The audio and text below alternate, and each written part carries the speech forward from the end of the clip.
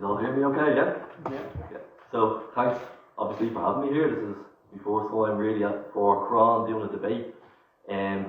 So just thanks for having me here. So, we're here debating about the legalisation of drugs, obviously, and on all sides we want to reduce harms. So, on the opposition side to legalisation, they believe that reducing the harms of drugs will come about by prohibition. So by making drugs illegal, creating a black market and criminalising users. But unfortunately, that's not the case. This isn't just my opinion. The statistics and the data show that prohibition has had such an awful impact on the lives of so many people around Ireland and around the globe.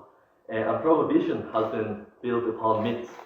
Prohibition in Ireland the debate began in 1975, and it was built on a number of myths which have since been disproven. So I'm here tonight to disprove some of those myths on why prohibition has come about, and the reasons why prohibition is harmful in general. So I'm going to start off with one that you might be familiar with.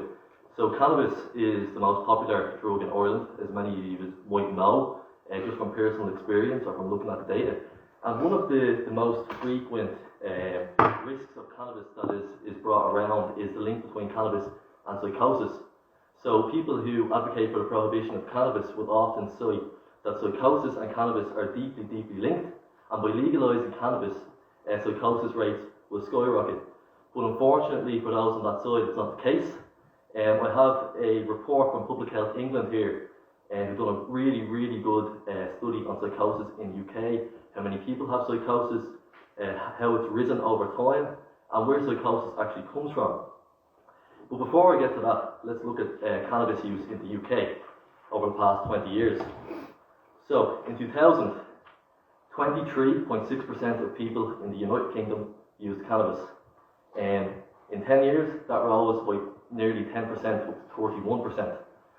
So that's a major increase in the amount of people who have used cannabis. So let's have a look. Is there a link? If the use of cannabis went up by 10%, psychosis should have went up as well. But Public Health England reports from their findings that they are consistent with a continued trend of broad stability in the rates of psychosis over the past 20 years. The link is not as tight as it's made out to be. Again, let's look at schizophrenia and cannabis, which is another link. Global cannabis use, this is a study from the United Kingdom again. They do a lot of studies on here, unlike Ireland. Cannabis use has increased by 20 times over the past 40 years. I don't know if you can see this, but this is the graph here. You can see it goes up exponentially. And schizophrenia rates over the past 20 years stayed completely stable and actually decreased. So this is one of the myths that cannabis prohibition was built upon, that the link between cannabis and psychosis is deeply, deeply connected, but in reality, it isn't. Let's talk about the harms of prohibition. So because cannabis in Ireland is illegal, it means people who are consuming cannabis are relying on a black market, which is very unfortunate and very dangerous. So in May 2021, the HSE published a study on synthetic cannabinoids, which is fake cannabis. It's a different drug than cannabis. So a product you may be familiar with, you've heard about, it's been in the news, it's Thc E-Juice, which is a black market product that circulates. It's very, very, very popular at the moment as a way to consume cannabis. So the HSE published a study looking at THC e-liquid and the content within it. And how much of that do you think is actually THC? I just want you to think about that for a second in terms of percentage. How much of the THC e-liquid that is going around at the moment is THC? How much? You're probably thinking 20%. I talked to a few people about this. 20%, 25%, 50%, 3% THC. And this is one of the most popular products that I'm sure people in this university have consumed, Thc E-Juice. 3% is THC. This is from the HSE. The majority of it is a research chemical from China named AB-pinacate, which is linked with psychosis. So the people who are concerned about cannabis use and psychosis, what are they concerned about here? Are they concerned about cannabis itself, or are they concerned about synthetic products? And in terms of decriminalisation, I've heard in the opening statement that decriminalisation is the right solution. Unfortunately, it's not the solution, because decriminalisation just means personal users are going to be free from criminal charges, but it continues the black market. And this black market is complicit in ruining the lives of so many people. 3% THC, are we really happy with that circulating around our universities? I've seen it around my university in DCU, I've seen it around my community, and I've seen how it actually destroys people. And when they go to a doctor, they still think it's THC. The doctor will believe, because there's no proper detection for synthetics, that it is THC, and this is where some of these myths come from, unfortunately. Another concern that I've seen raised by people who are against the legalisation of drugs and cannabis specifically is that underage use of cannabis can be quite harmful, which is indeed true, of course, and I think teenage use of cannabis is a big issue in Ireland at the moment, and it needs to be addressed. But the only way we can address that is not through prohibition or increase in policing in working class areas where unfortunately it actually it happens the most. Most drug arrests happen in working class areas. This is not how we fix underage use of cannabis. And the only way we can fix underage use of cannabis and stop it from happening is by legalising. And you don't need to take my word for it. You can listen to the Journal of the American Academy of Child and Adolescent Psychiatry, which is a very, very, very reputable source on child psychiatry, who found that past year prevalence of marijuana use in states that have seen cannabis reform has dropped by an estimated 24%. So listen, if we all agree here that we want to stop underage people from using cannabis, I think we can all agree with that. Unfortunately, prohibition and criminalising users isn't the way about it. We need to see law reform, we need to see prohibition if we want to see these great declines we're seeing in the States. Okay, so how many people in Ireland use cannabis? This is something that's up for debate because there are different studies that show different things. The HSE estimate between 6.5% and 7%. This was a study done in 2015. The EU done a study in 2021 that estimates upwards of 17%. So, the Minister for Drugs, Frank Fagan, I emailed him, he's in charge of drugs policy and he is a prohibitionist. He discusses the harms of cannabis in an email to me, and he talks about a... Is this time for me to finish? That is your time. Thank you. You can finish your current sentence or paragraph. Okay, I'll finish very, very quickly. So, he discusses the cannabis-related harms, and he talks about 2,000 treatment episodes relating to cannabis a year. First of all, we go back to the synthetics point. We don't know how many of these people were consuming synthetics, but we can compare this to a legal substance like alcohol, for example, which results in 18,000 hospitalizations, not just treatment episodes, but hospitalizations a year. So why do we see alcohol as okay, but cannabis is not? I'm going to finish there. So thank you for listening. Thank you.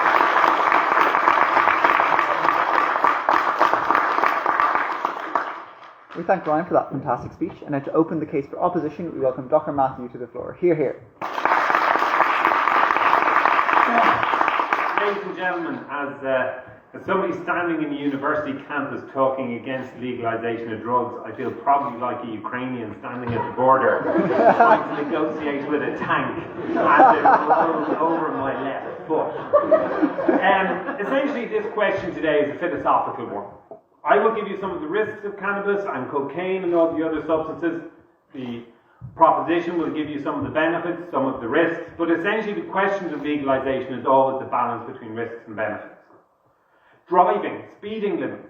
How much of our lives have we lost because of speed limits? How many days and weeks have we spent sitting in cars that if we were allowed to go faster, we would have got to our destination quicker? But we do that because we know speed limits reduce death. For the last 2 years, this country banned socialisation.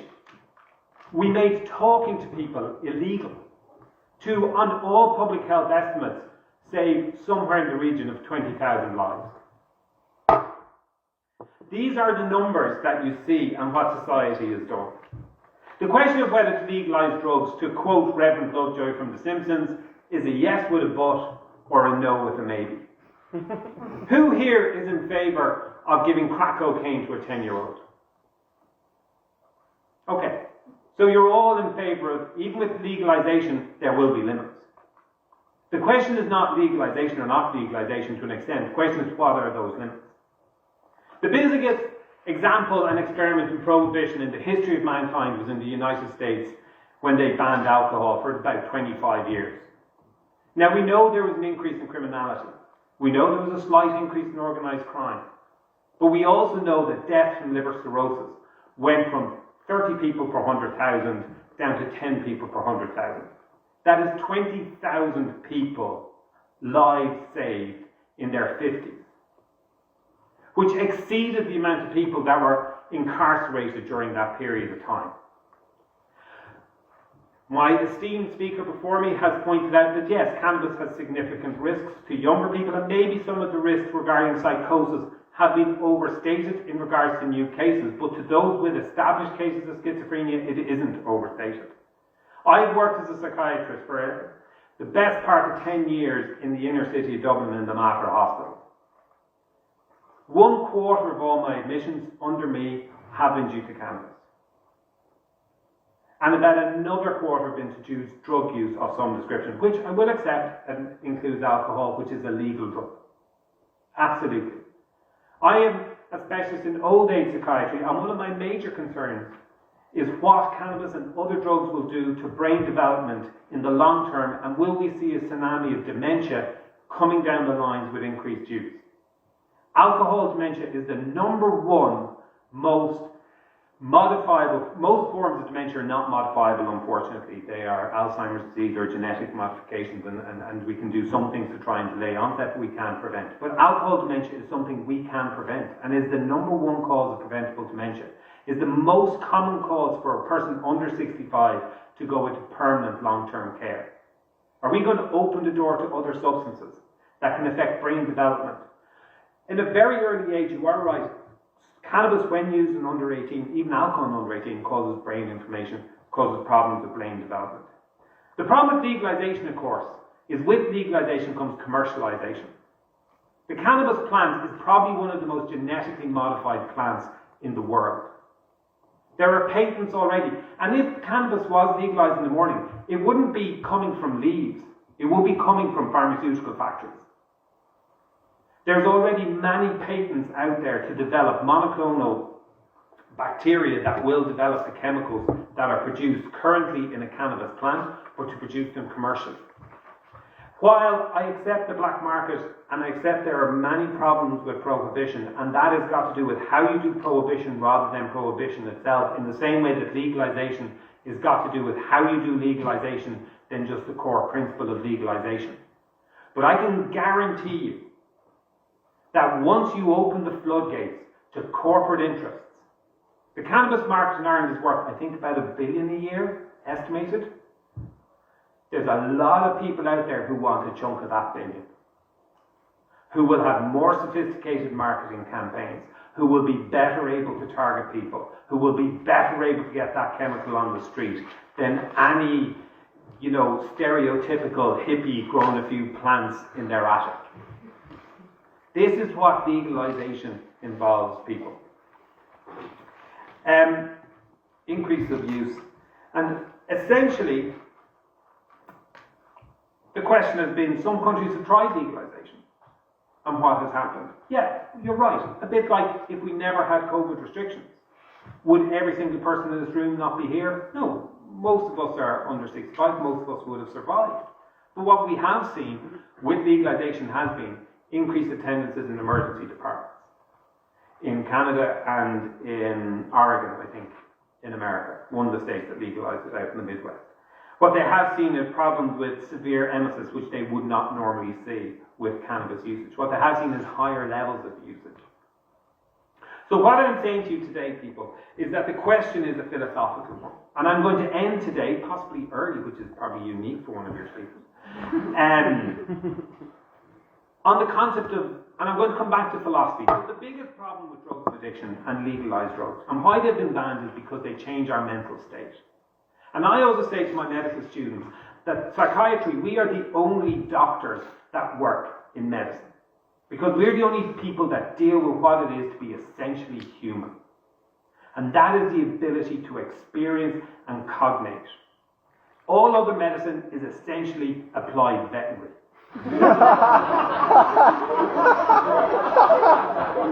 You can dialyze a dog, but a dog can't get psychosis because it doesn't have a prefrontal cortex. Remember, illicit drugs don't give freedom, they give chemical restraint. Because you experience what the drugs tell you, you don't experience the world. We need Legalising something that on the day we legalised it, we would also have to create an agency to stop its use, to me, makes no sense. I commend this motion to the House for opposition. Thank you, Mr. Speaker.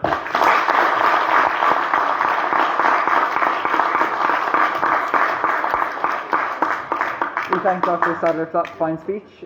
Sincere condolences to Peter, Lossock's resident med student, who is now realising he is instead studying applied veterinary. Apologies, Peter. Now, to continue the case for proposition, we welcome Gino Kenny to the floor. Hear, hear. Thank you for inviting me to this very worthwhile debate. In a different environment than the Dáil, but yeah, it's good to be back in kind of an environment where there's people again, rather than being on a computer. And I just want to start of making a case in relation to regulation of drugs. I mean, I'm going to state the obvious. People will use drugs whether they're legal or not, right? And the laws that govern in this state means that every drug that we know, as in illicit drugs, are illegal. So every single one of them for sale, to take and consume. So they're all illegal. Yet, the consumption of drugs, if you look throughout the 70s, the 80s, the 90s, the 2000s, and now, the trajectory of drug use and demand has incrementally grown every single 5 years across the world. And the industry is worth a colossal amount of money. And the violence that comes with prohibition is probably almost incomprehensible for us to understand. In Mexico alone, 20,000 people were killed last year in relation to the narcotics war. So the violence that comes with the vacuum, and that's what it is. Once you put something, make something illegal, somebody will fill that vacuum in. And the vacuum is generally filled by the black market and criminality. I just want to give my background. I grew up in 1980s in Neilstown, and it was a great place to live, to kind of grow up. But I always will have a kind of etched in my kind of mind in relation to the heroin epidemic that hit the 1980s and the 90s. And it was kind of extremely hard to see, and it's extremely hard to see your friends, your family members being caught up in that. And it was pretty bad, not only for the person themselves, but the community. And I mean, the community bounced back, but it was extremely, extremely difficult in them circumstances. And I've asked myself many times, why I've come to the conclusion that making drugs illegal simply is completely counterproductive and doesn't work. And I will kind of make the kind of correlation between drug use and social deprivation, because you cannot get away from both of them. Deprivation, inequality, and kind of poverty drives people to certain drugs that are highly toxic and will kill them. You know? Yes. Do you really think that those vulnerable communities would have fared better if things like heroin were readily available in the corner shop? No, but you have to answer, you have to kind of address inequalities and kind of sometimes the personal pain that somebody will go through at certain times in their life where they actually will turn to drugs. Nobody's born kind of dependent on any drug. Nobody. But poverty and alienation can drive people into that kind of sphere. And that's, you can't get away from that. Just in relation to different models that we need to look at. And one of the models I think that, I think we should model in relation to Ireland is in relation to Portugal. In Portugal in 2001, they had a system called decriminalisation. And decriminalisation is good, it saves lives in relation to overdose, in relation to those that kind of, will have maybe a drug problem, keeping away from the criminal justice system. Their system has worked, it has saved lives. And once you save lives, then you got my attention. Now, at the moment in Ireland, we have a system that is literally bizarre, right? Criminalising people for drug use. And can anybody seriously say to me in this room that that works? Nobody can. Nobody can. It doesn't work. Think about it. If somebody has a dependency on a drug, right? Just say, for example, alcohol. Would you send that person to jail if you had a problem with alcohol? No, you wouldn't. You give them help. And now we have a situation in Ireland where you simply criminalising people, marginalising people, alienating people simply doesn't work, and it's completely counterproductive. So we need a different system. We need a system that looks at holistically, tackles inequality, tackles alienation, why people, first of all, why did they turn to certain drugs? Like, why would anybody turn to heroin? Think about it. Why would anybody turn to crack cocaine? Has anybody ever taken heroin before? Has anybody ever seen somebody on heroin? Has anybody seen actually somebody die from heroin? It's absolutely appalling. Why would anybody want to take that drug? Why would anybody want to? There's an amazing high off it, but at the end of the day, it will kill you, and it will kill you very, very quickly. Why would anybody want to take that drug? You have to ask yourself, is it the pain, the trauma that people go through? In certain, we all go through trauma, and some of us turn to alcohol, some of us turn to all sorts of stuff, but some people took to heroin, some people turn to crack cocaine. But why criminalise them? Why is that allowed to happen? So there's a vacuum that exists, and there's a market. And once you have a vacuum, the black market will fill that vacuum in. So in relation to cannabis, cannabis should be legalised completely and regulated, right? And there is a way of stopping the kind of corporate interest of actually kind of monopolised. That can be done. Look at what happens in Uruguay. It can be done, and I think it's a much better system. So just to kind of less than a minute left, right? Oh, yeah, 30 seconds. Oh, yeah. Sorry. So I think there's a good debate happening in Ireland at the moment. I was just actually speaking about in the Dáil today about the Citizens' Assembly. The Citizens' Assembly is to look at kind of drug use in Ireland. Now, the shame that has happened, that is delayed till next year. Now, whether the recommendations from the Citizens' Assembly, we don't know. I don't want to kind of preempt anything.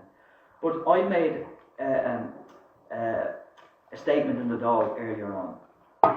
This has been going on for decades, literally decades, while communities and individuals rot because they don't have a voice, because the political system don't care about them. They don't care about them because they're in working class areas. If this was in the more wealthier areas of Ireland, I tell you one thing, the government would sit up and listen and think about doing something else. Thank you.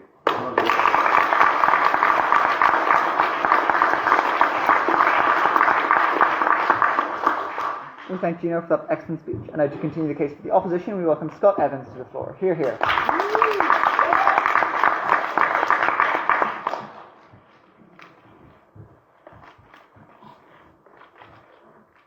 2 weeks ago, or 3 weeks ago, I got the invitation to be part of the pornography debate on the opposition. Today it's the drugs debate on the opposition. Katie's trying to make me look very uncool. I'm sorry, Scott. No, you're not. But as a chaplain, I don't think I was ever going to look particularly cool, particularly not as the proddy chaplain to boot. Sometimes you get a debate motion that is very challenging, and you have to figure out how to get your head around it. And then sometimes you get one that is a brilliant facilitator of a conversation, but at the end of the day, a relatively easy motion. This House would legalise all drugs. Means I just have to find one drug you wouldn't make legal, and you defeat the motion. And this is where the you can bang it. And this is, I think, the challenge of the conversation. What I love is that it leads to this nuanced conversation. But at the end of the day, all we need to do is find one thing that is so that we think is toxic enough to say, we as a community just don't think we should facilitate access to this for anyone. We've come together and we've just said, no, like we don't think, and that at the end of the day is what legislation comes down to. It's what we as a gigantic community decide this is not something that we want to facilitate or that we believe should be facilitated within our community. What goes as a challenge with that is figuring out how we actually manage then the conversations that we have about what we do and don't allow, what we do and don't celebrate, what we do think is good and what we do think is potentially not good for us. Sitting on this side of the debate doesn't mean that we're like, you know what, the system as it is great. I don't think any of us necessarily believe that. It doesn't mean that we think there aren't some drugs that we should be entering into a nuanced conversation about how people get access to it. But as a chaplain, for me, whose job is day in and day out talking to students about our mental and emotional health, this is a bigger question for our trajectory as a culture, about how we solve problems. So, the global war on drugs and our response to making certain drugs illegal in Ireland. Many people in this room would say that it hasn't been a good response, it hasn't been helpful, it hasn't had the outcomes that we want. The outcomes have tended to punish people who are on the fringes of society, or people who are most hurt in general by the way society systems are set up, rather than people who are actually profiting from it, making money off it, building incomes and economies off it. Fair enough. But is the next place that we go to logically, well then let's just legalize it all. Where does our drive for mood-altering drugs come from? I think it actually comes back to a lot of the conversations that I have in my office with students. And that's coming back to the issue that each of us has in different ways in our lives around control. If you look into the research into any number of addictions, into what often drives eating disorders, what drives self-harm, what drives compulsive behavior, our need for control is at the heart of a lot of what we do. And to respond to our conversation about drugs, or to integrate this into our conversation about drugs, we take drugs in order to alter our mood, and in order to seek to bend our emotions to our will. We say, I want to feel a certain thing that is not happening organically, and so I'm going to ingest something that creates that in me. Are there loads of ways in which we do this, through caffeine, through alcohol, through all sorts of different stuff? Yeah, absolutely. But should we make everything available in order to bend our feelings to our will without addressing the feelings that we have and asking, why do I not want to sit with this that I'm feeling? Is it really the best solution to open it, to turn around and open everything up in order to run from what it is that we're experiencing? Where does this drive come to say? Yes? How do you expect addicts who are currently addicted to drugs for those reasons to be able to access adequate care if they're told at every turn that what they're doing is somehow morally wrong? Okay, firstly, I don't think that it should be, I don't think I would describe it as morally wrong. Is that what you felt I was implying? I'm not allowed to comment there, but no. I'm just being like, the implication of it being like illegal implies like a moral failure. Interesting.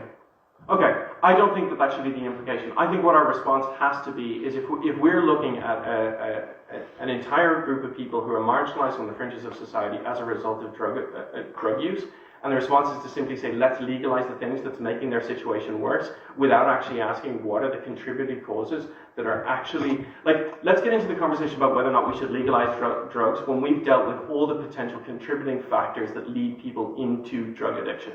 If we can say that what we have done is we have created an equitable society where people are not seeking the solace of narcotics in order to deal with the pain that society has inflicted on them, the lack of mental health supports, the lack of access to affordable housing, the any numbers of systemic injustices that live within our system, the lack of redressive abuse, the lack of job opportunities for people, all of that stuff. If we deal with all of those different issues and still at the end people are choosing drugs, then let's legalize them. But until we actually have a society where people are actively choosing them as a first choice rather than seeking them as a last resort, let's figure out what is it about us that's going to make me feel differently. If we can create a society where that is, if we can truly commit ourselves to justice, hopefully this will be less of a question. I was going to take the time. Sorry. Okay. That's me.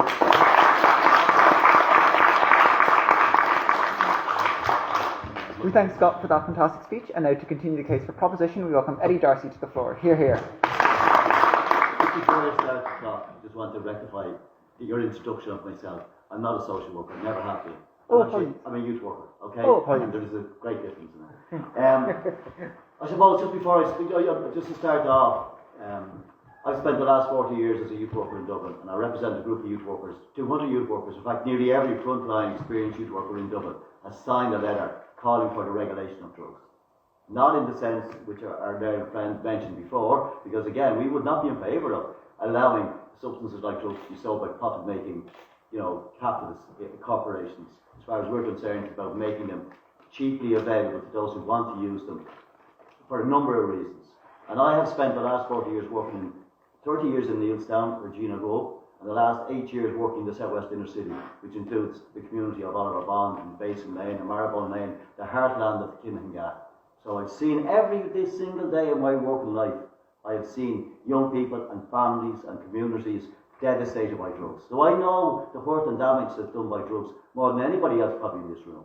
The second thing I want to say about it is, as part of that response, I developed CASP, which is a Conductive Addiction Treatment Centre, and which still operates today, and which we provide a whole range of services in the community, by the community, including methadone.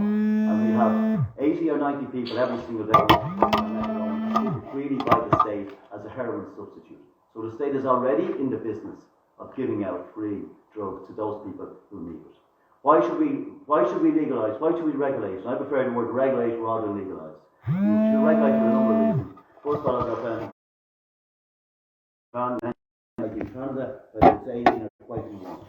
Because dealers don't care. They don't care if they're standing on the corner of Garden Street where they sell tabs to 12-year-olds, 13-year-olds, or 35-year-olds. The same with the weed. They don't have that moral constraints. They'll sell to whoever wants to buy.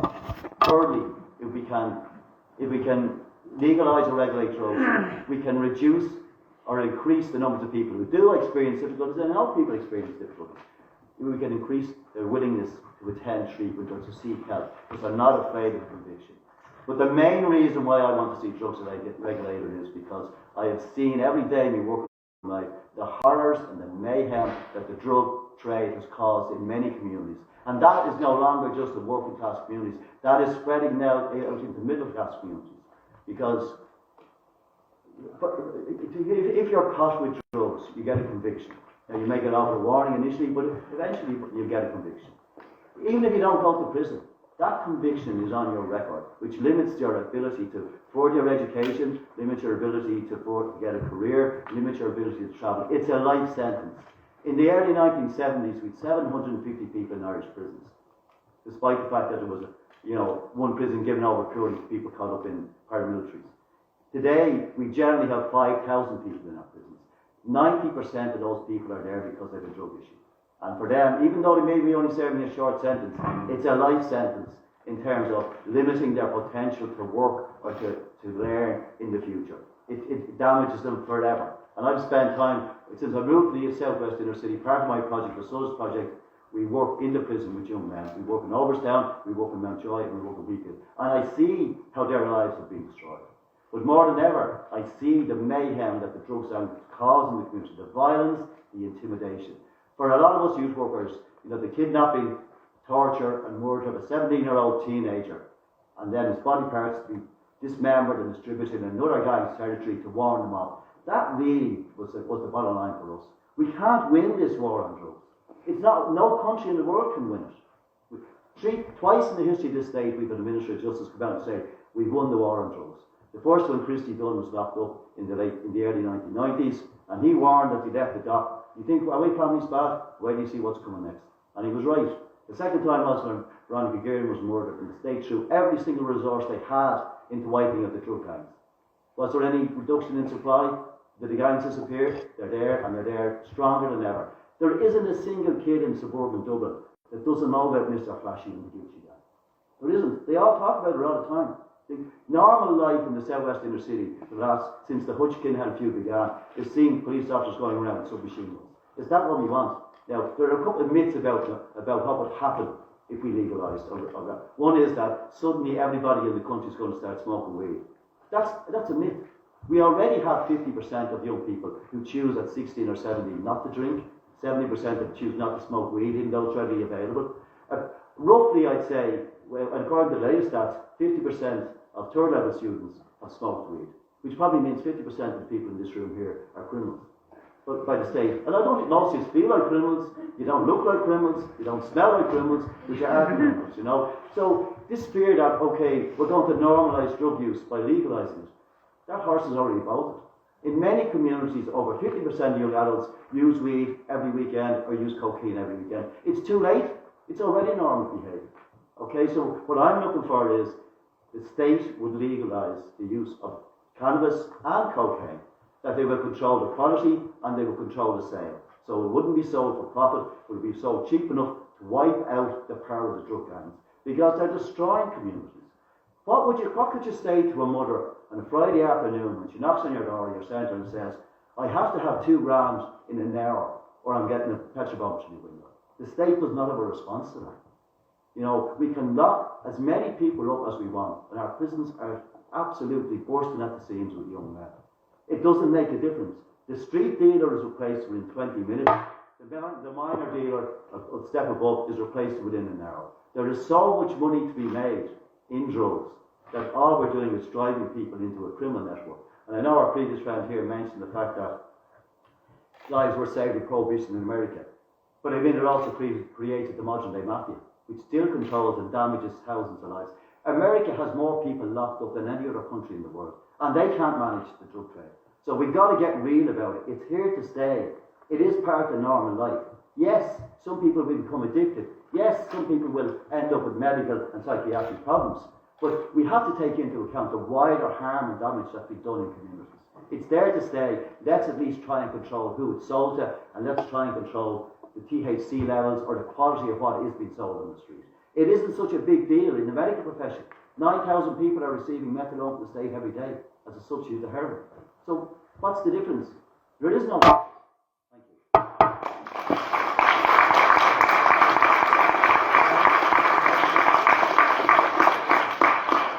We thank Eddie for that fine speech, and again, apologies for the incorrect introduction. And now, to continue the case for opposition, we welcome Lead On to the floor. Hear, hear. Hi, you can imagine how I feel. I'm a first-year student talking against the legalisation of drugs. But anyway, I promise I've got a good reason for it.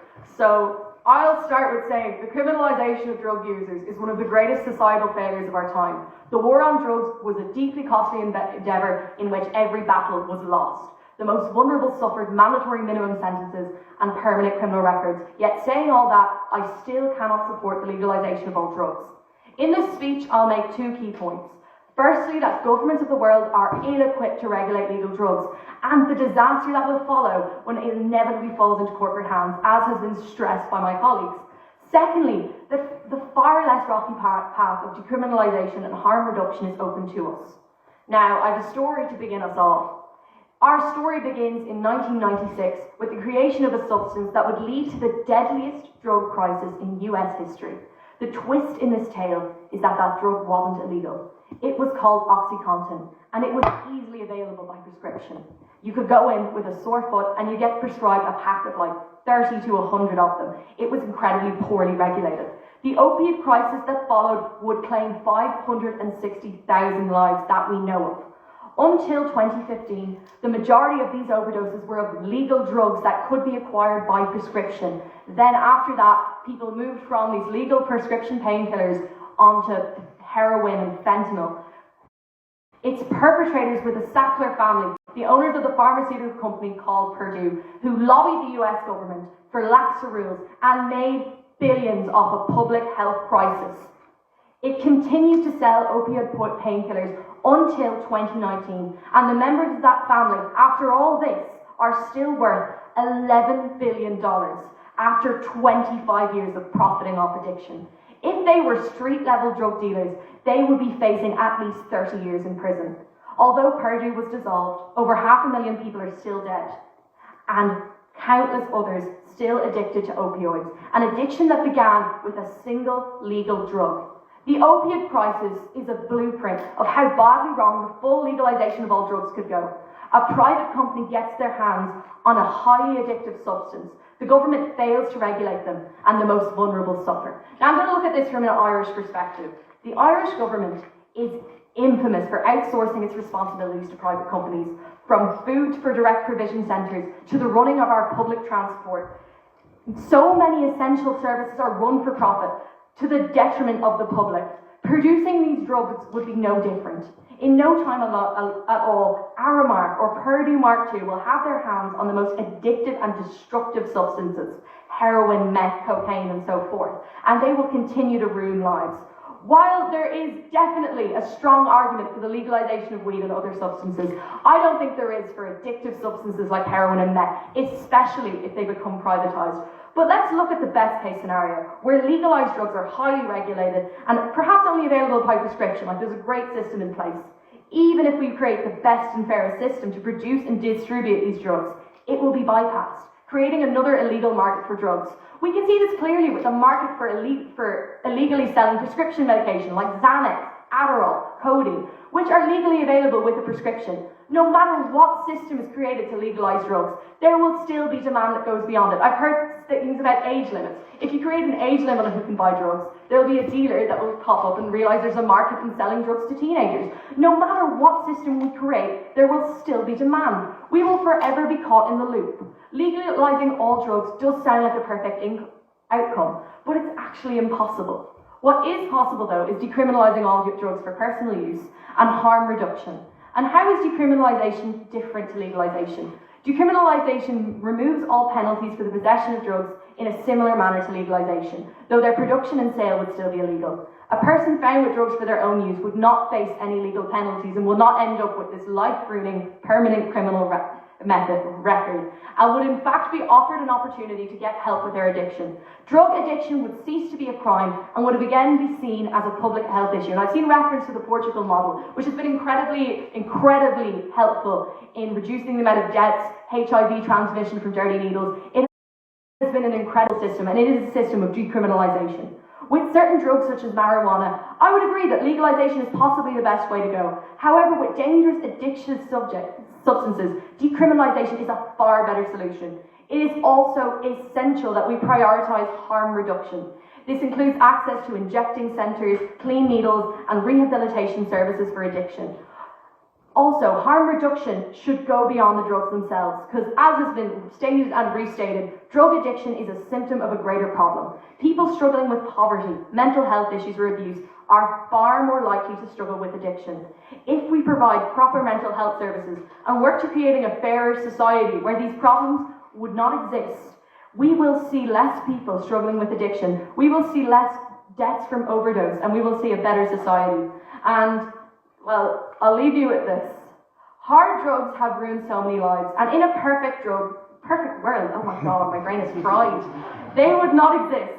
We should strive to reduce the harm they do and help those who are addicted to recover. I don't believe legalisation will achieve this. I believe it could create bigger problems. For the reasons I've outlined, we must be realistic, not idealistic. Thank you so much for listening.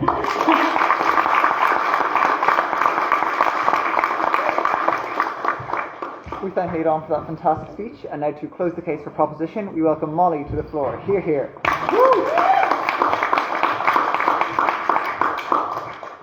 I just have to let the record show I did not know I would be closing this, so please keep my colleagues' opinions in mind, more than mine. But thank you so much for having me here today. This is honestly probably the best part of my job. Scott stole my joke, but I'm going to say it anyways. But last time I was here, I got to speak about porn, and today I'm here talking about drugs, so I'm living the dream. But for those of you that don't know, I'm the current welfare officer in UCD Students' Union. I'm quite passionate about harm reduction policies and principles, and I've been working, pun intended, to re-spark UCD's chapter of Students for Sensible Drug Policy, so shameless plug if you're interested in any of that jazz.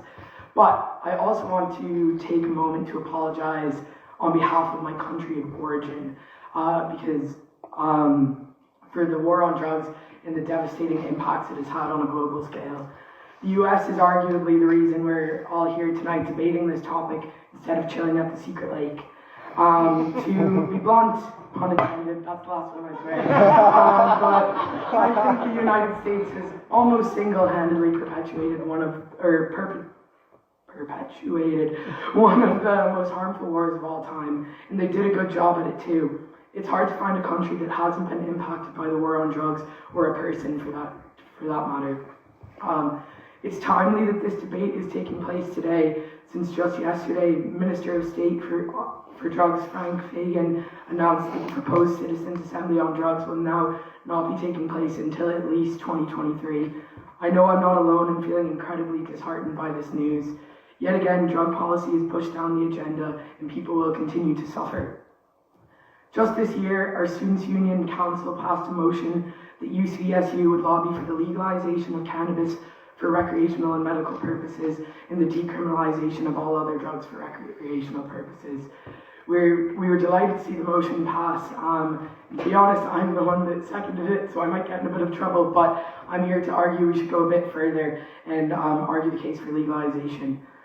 In this day and age, I think the arguments for decriminalization are quite straightforward. The vast majority of people, especially young people in my experience, are in favor of some form of decriminalization.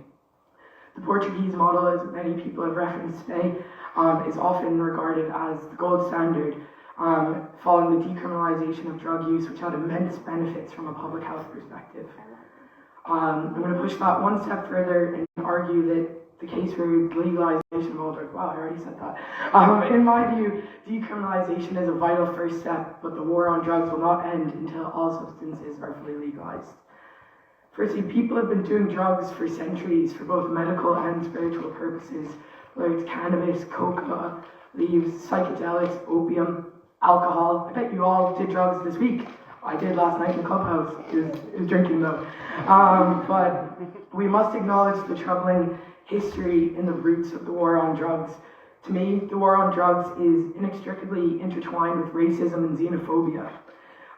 Excuse the overly American perspective as well. It's what we Americans do best. But it's important to note some of these kind of findings. I didn't find them. I looked it up on the internet. But so the first anti-opium laws in the United States were introduced in the 1870s, and it was directly targeted at Chinese immigrants.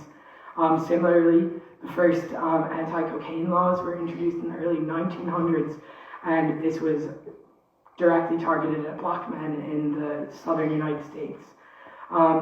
Similarly, anti-marijuana laws in the 1910s and 20s were directly targeted at Mexican migrants and Mexican Americans. And today, as I'm sure we all know, the war on drugs disproportionately impacts the already most marginalized groups in society. So I suppose the point that a lot of people have made tonight, and I think is one of the key ones, is legalization directly relates to regulation. Decriminalization only goes so far, and sure, it's great if people aren't ending up in jail, but honestly, from a welfare perspective, I'm highly concerned about the risks of overdose and people taking pills and stuff that are caught with different substances. So drugs, especially when they're allowed to run free or in the black market, are often caught with toxic substances or other unknown drugs. And because of this, purity and strength can differ from batch, and you really never know what you're taking unless you are able to access reliable drug checking tests. And because these drugs are bought and sold on the black market, completely unregulated and devoid of any enforcement mechanisms, this leads to overdoses, this leads to stigma, this leads to so many barriers for people accessing help and support. So I think that's one of the most important reasons why, if drugs were legalized, it would be so great from a public health perspective, because at least drugs could then be standardized and regulated. And then, not to go all neoliberal on you all, but there's definitely an argument to be made for personal freedom. I think, obviously, this has to be taken in context in a world where we do have sensible drug policy. We aren't quite there yet. But in a world with sensible drug policy, in limiting the impacts of the drug trade and the violence it creates in communities, it would essentially be a victimless crime, and the one in which only the user is at risk. So I completely recognize that at this point in time, the drug trade is an especially violent one, but I think that is a direct result of the prohibition of drugs. So yeah, the war on drugs, I view it as a war on working class people, people of colour, young people. It's a war on all of us. Alcohol prohibition didn't work in the 1920s, and drug prohibition certainly isn't working now. I felt quite profound right in this part. There are 3 certainties in life. People are born, people die, and people do drugs. So I think legalization is the best way to ensure that people are able to access life-saving supports and end the senseless violence attributed to the drug trade. So pass the motion. Thank you.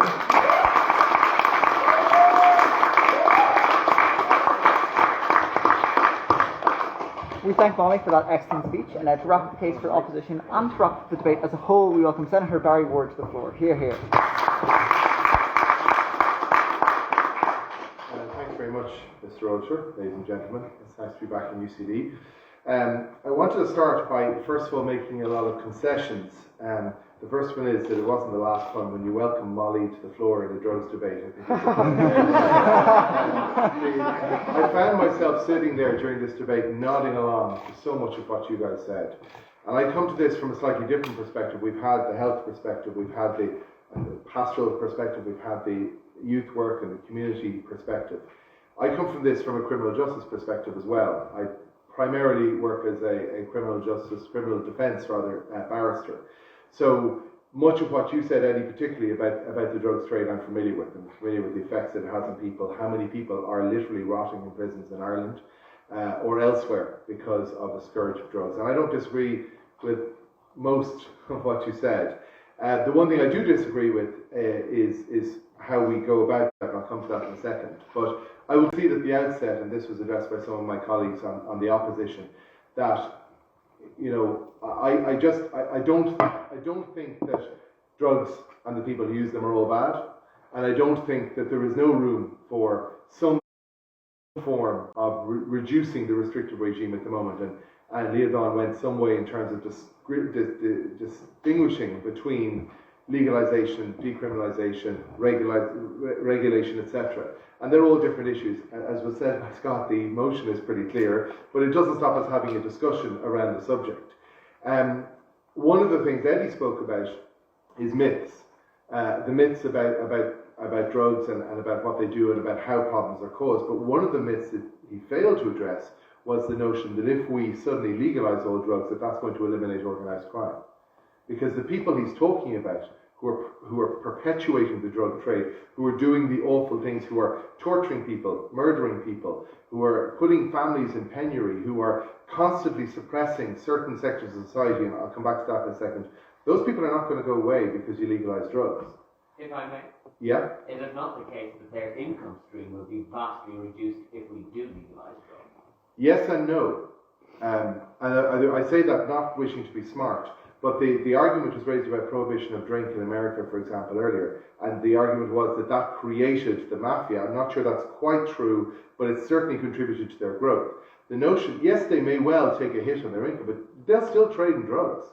They'll trade in different drugs. And I don't think anybody is, maybe you are, that every single substance should be freely available and legal. I don't think that's a reasonable contention. I don't think that's what you're saying. So there'll still be drugs there. So even, for example, if you totally legalize cannabis and it's available on the shelf in your local supermarket, there will be heroin, there will be cocaine, there will be synthetic drugs, there will be MDMA, there will be all kinds of other drugs that will be traded in. And if there isn't, let's say we legalize them all, there will be other things. There will be tobacco, for God's sake. There will be diesel. They will continue to deal in contraband. So organised crime doesn't go away just because you take out one of its income strands. And that's one of the other myths that exists around the legalization of drugs. So what's happening at the moment is appalling. And I deal with kids, because it is invariably kids, every day, who end up facing the consequences of involvement in drugs. And the law deals with drugs really in two main ways. On the one hand, you've got possession, on the other hand, you've got dealing, if I can call it that. Possession and possession for sale and supply. And the problem is, the law doesn't really know the difference. Because you can possess drugs for personal use, but because it's above a certain value, not only is it deemed by the law to be possession for sale and supply, but it comes with a minimum mandatory 10-year prison sentence. So the law doesn't mess around when it comes to sentencing people, and the point has been made by several people. The people who end up suffering those consequences are very rarely the kingpins. They're very rarely the guys at the top, the real dealers. They get away with it because they distance themselves from the physical trade enough that they don't ever get caught up in it. So you deal with young guys. I represented many years ago a young lad. He was 15. He was in school. He got paid I think it was €700 to store packets of cocaine in his bedroom at home. Somebody told the guards came to his house, they went in, they searched the house, and they found the drugs under his bed. Unfortunately, his little brother, who was 12, answered the door to the guards. When the guards then went and arrested his brother, and his brother's obviously facing serious consequences, the brother took it upon himself and unfortunately took his own life. And that's the level of disruption and awful consequences that you're dealing with. And I'm sure, Eddie, you said, you see guys throughout Dublin, Cork, Galway, every city, every family, and it isn't just working class communities, although they are definitely suffering more. Every community in this country is affected by drugs at one level or another. And the war on drugs that we will never win, I agree with that. It is not being won, it is in fact creating more and more victims. But the point that Gino made was, people are always going to take drugs, therefore we should legalize them. Well, Gino, people are always going to kill each other. But nobody's suggesting we should legalize murder. And that might be a slightly stark and facetious example to use, but just because we are not solving the drugs crisis doesn't mean that we just legalize it and we lie down and we say it's okay, take what you want. Because when you do that as a state, you are at one level or another saying it's okay. And maybe it is okay in respect of certain drugs, but it isn't okay in respect of all drugs.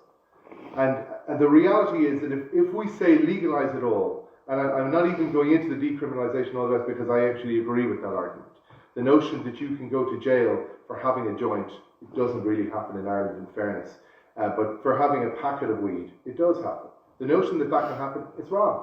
It's counterproductive, and it perpetuates the problem over and over again. But that doesn't mean that you say to the same person, it's okay to take heroin, or it's okay to take cocaine. Two drugs that are enormously addictive. More addictive than we can even understand until we've been caught up in that addiction. So what should we do? We know what's happening. We know what has happened. I would suggest we know what will happen if we legalise them, although I know you're not going to agree with me. What should happen is the kind of thing that was talked about by Scott, about looking at the reasons why. As Gino said, who the hell wants to take drugs? They don't want to take drugs. They want to escape from the reality of what they might be suffering at that time. So what we should be doing is not talking about legalising drugs, but talking about what is causing the awful reality for so many people. Be it the reality of social problems, be it the reality of mental health problems, be it the reality of all the other pressures that society puts on people wrongly, and the way in which our state, and I'm a Fine Gael senator, so I'm not representing the government, because I'm not a member of the government, but I am a member of Fine Gael, which is in government, and the state has failed. Not this government, but every government, since the 50s at least, if not before, has failed to look after its citizens at the basic level that meant that it certainly from the 80s onwards, particularly the likes of heroin, ripped through society and caused untold damage that survives until today. I will stop now. The single point that I leave you with is this. Of course drugs are a problem, and of course the criminalisation of them and the people who use them is a problem. But legalisation, unfortunately, is not the panacea and is not going to solve the problems. We need to come at it from a different angle. Thanks very much.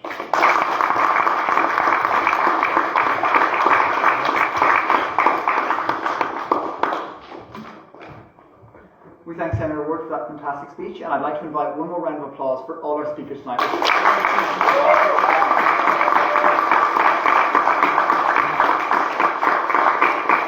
If you've enjoyed this debate tonight, then I'm sure you'll enjoy future House debates, which is the one we're running next Tuesday at 6:30. This motion for next week is "This House would kill all men." Sometimes we have very serious debates, sometimes we enjoy comedy debates like the one next week. If that's a topic that you feel interested and you have an opinion about, then I would really invite you to sign up using the speaker sign-up form in our bio. Next week is a completely student-led debate, so there will be student speakers on both sides throughout the debate. So if that's a topic you really want to get involved in, absolutely head over to our social medias and you'll see how to get involved. And just one last reminder before I hold that House vote to see which side is more convincing to the audience today, that there is another fantastic opportunity for all aspiring debaters, and that is the Vice President's Cup, a competition hosted by the LNH Society, which you can represent Lostock at. That's taking place the weekend in between midterm, I think that's the 12th and 13th, or the 13th and 14th. That weekend, it's a fantastic opportunity for all debaters to get involved in, especially aspiring debaters, or people who haven't debated before, because it's an in-person competition with other people from UCD and around Ireland, and it'll be a fantastic opportunity to strengthen your public speaking skills, critical thinking skills, and just confidence in public speaking. So, once again, just a round of applause for everyone involved tonight, especially Alan, Katie, and Dara, our debates conveners, who put this entire debate together.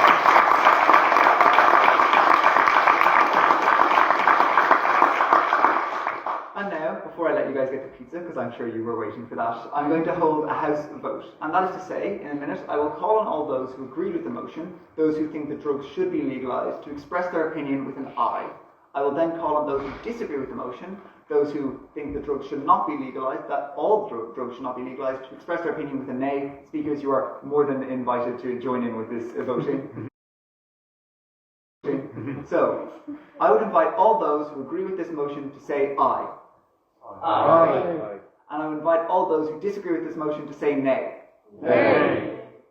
Okay, that was really tight. I'm going to do once more. All those who agree with this motion, those who believe that drugs should be legalised, can you express your opinion with an aye? Aye. And those who disagree with this motion, those who think that drugs should not be legalised, can you express your opinion with a nay? Nay. Guys, that is a tie, I think. It is unfair if we say either, so I will say that this motion has not been carried, but it also has not been rejected. It is still under review and is sure to be discussed again next year. Thank you guys so much for coming. And